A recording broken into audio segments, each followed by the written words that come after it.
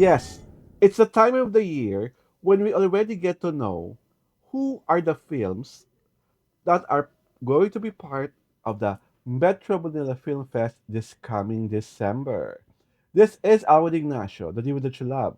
Together with me is my kamaring Ultra Maldita. Hi, this is Alex Brosas. And you, of course, you are watching the Kiki Show. Tarayan at Talakayan Showbiz Edition. So, Mare, inanunsyo na ang apat na finished script entries na pumasa sa pihikang panlasa ng Metro Manila Film Fest.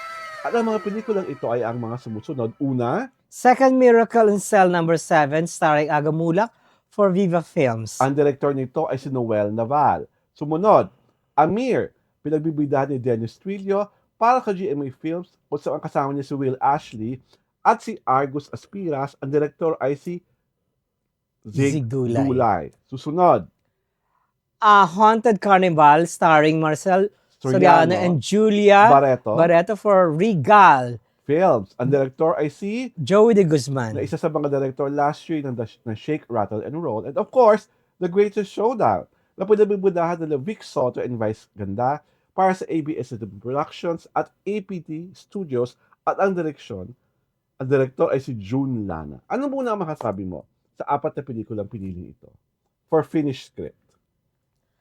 I would like to know the standard by which they were measured. Okay. Bakit finished script? Bakit sila nakapasok? What were the criteria?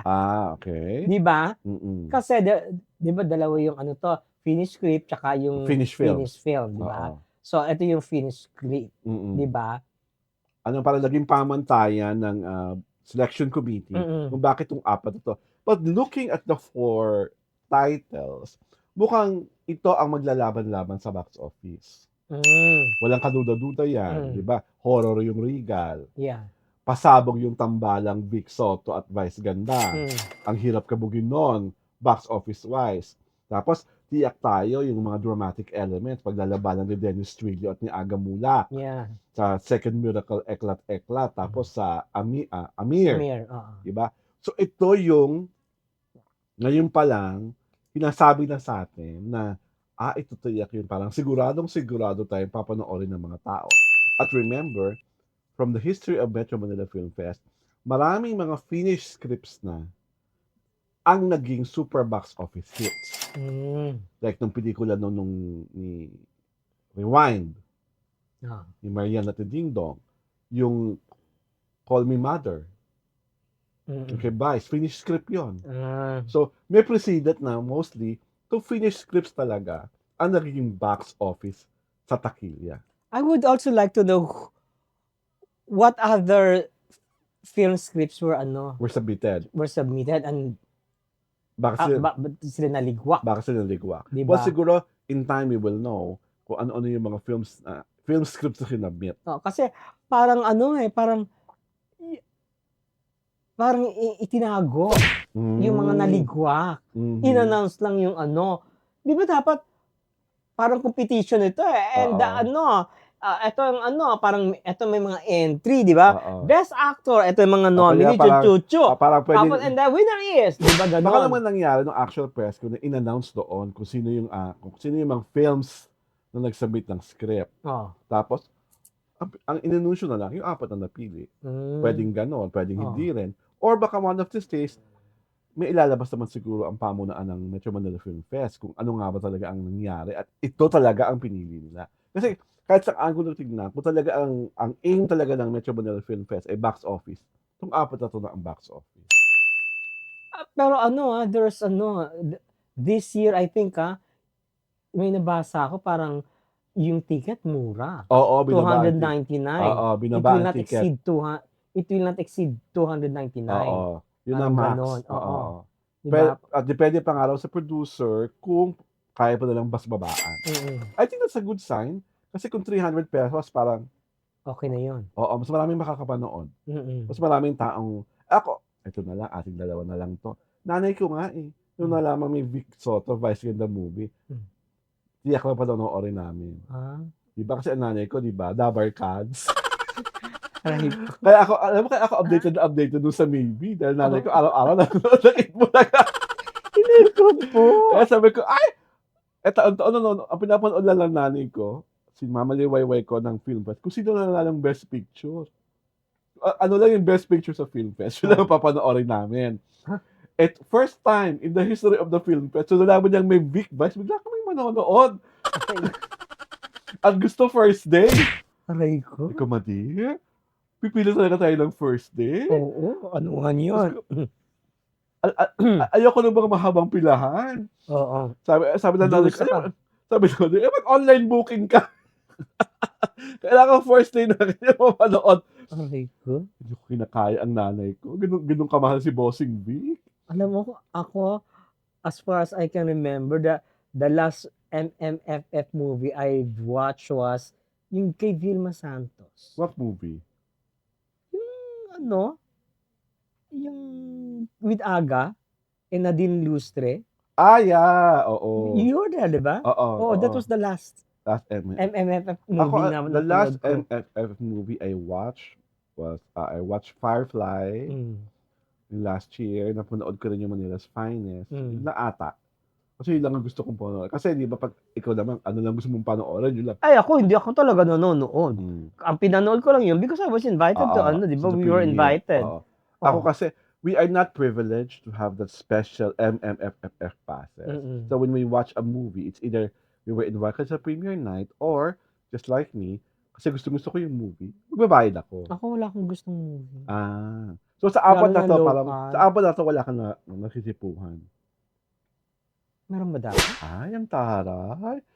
Nakakalok. Ako, curious ako, yung second miracle in Cell Number 7, hindi ako sure kung prequel ito nung pelikula Or continuation. Kasi kung continuation ito, imposible. Because in the last movie, namatay na si Aga.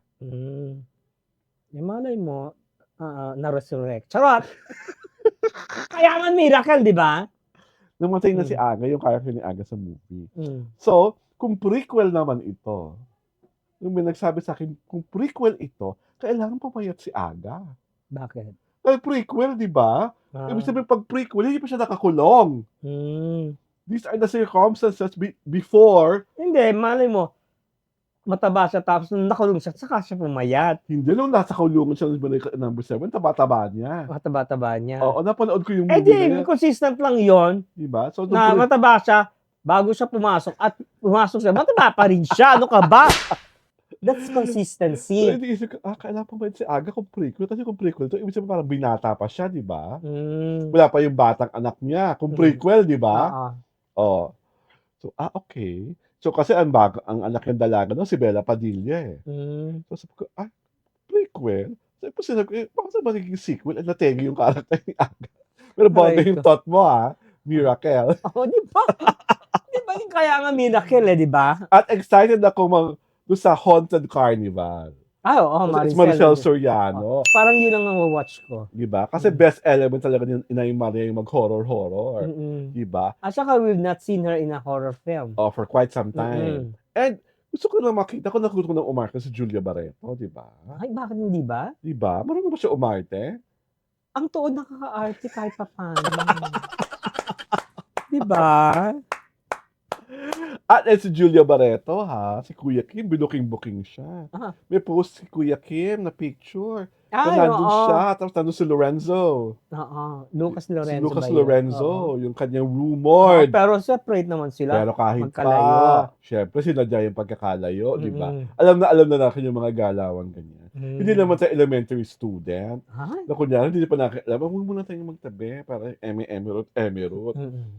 So, ako nakutuwa lang ako na Inay Maria is so back, na may Film Fest entry. Meron pa siyang movie with Bella Padilla, diba? Sa Viva.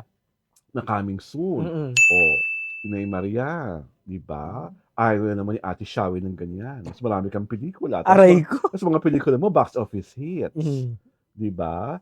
Yung kay Barbie at kay Sharon, teleserye yun. Barbie? Barbie Fortesa. Barbie Fortesa. Diba? Teleserye. I thought another Barbie. Teleserye, wala pang bagong pelikula si Ate Shawi. Ikaw, ratsyada kasi di ba parang mahirap hanapan yata ng project, na movie.